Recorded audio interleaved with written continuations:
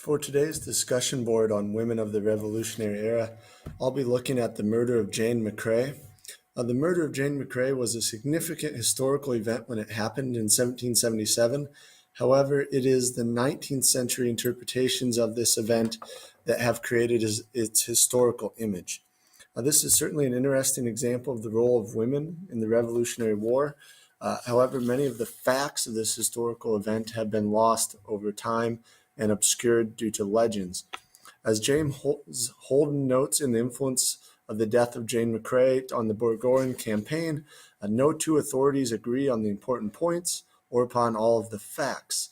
There are various sources for the story, and they often provide vastly differing accounts. Although facts are in short supply, interpretations of this event abound. To help us understand those interpretations, it's very useful to use a framework provided by Laurel Thatcher Ulrich in How Betsy Ross Became Famous.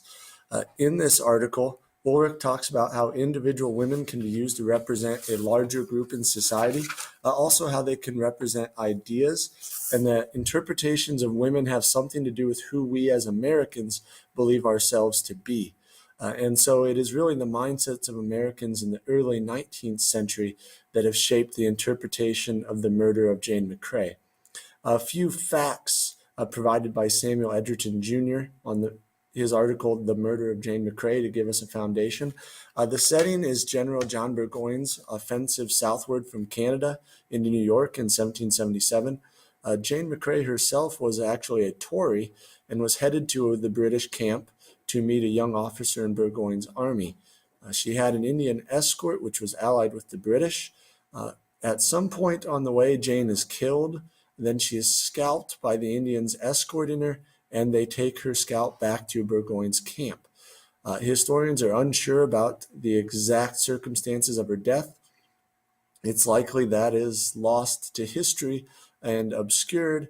What is known is this event created an uproar in American newspapers in 1777 and was used as propaganda against the British. However, no images created of the murder in 1777 have survived, and it does not appear that there are any particular public images in the consciousness of Americans created. Interpretations of the 19th century will provide a public image and really ingrain this event in the American consciousness. First to do this is Joel Barlow's poem, The Columbiad, published in 1807. This provides a literary depiction of the event and is highly interpretive. This is where you get the two Mohawks standing over Jane, one holding an axe, the other a knife. Jane is between them. She's looking up, her hands are spread wide, and there's a descending axe coming down to kill Jane. Providing visuals based on Barlow's poem, The Columbiad. First up is John Vanderlyn's painting in 1804. The Mohawks here are depicted with unbridled violence and savagery, and there's an innocent white woman alone and vulnerable. She's powerless. And this is a very neoclassical painting depicting this. Also, Robert Schmirke's engraving in 1807, which was featured in the Columbiad poem as a visual.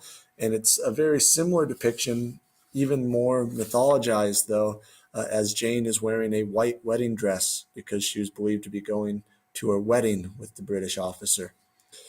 And so this interpretation of Jane McCrea really develops in the 19th century.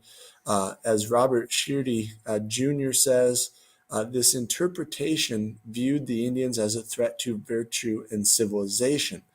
The images that were thus created by Vanderlyn and Schmirke corresponded to the prevailing mindsets of Americans in the early 19th century. Right? These images went on to influence James Fenimore Cooper's novel, The Last of the Mohicans, in 1826. And so it's really the mindsets of Americans in the 19th century being applied to something that happened in the 18th century.